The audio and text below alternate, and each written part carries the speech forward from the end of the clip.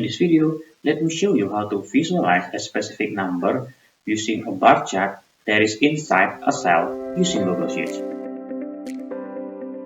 In this case, let's try to visualize this percentage value in a bar chart form in the progress column. To do this, let's type equal sign and then type Sparkline. And then open a bracket. Let's select the cell data here.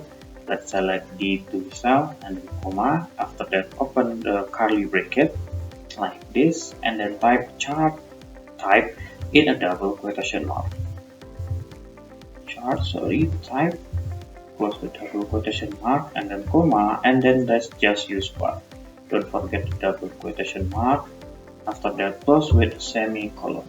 After that, let's define the maximum value by using max in a double quotation mark sign and then close and type 100. To define the value is from 0 to 100.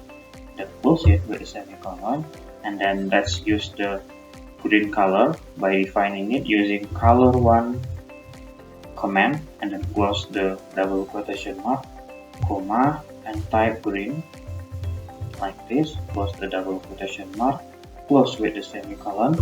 After that, for the empty value, let's use 0. Let's type empty, close the double quotation mark, comma. After that, let's type 0. Close the double quotation mark, close the curly bracket, and then close the bracket. Great!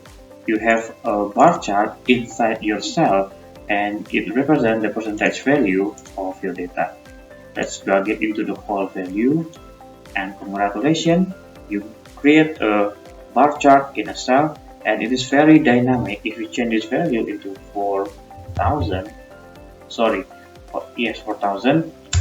it will change automatically, okay, depending on the percentage value. You can customize it according to your needs, and that's it. See you in the next video.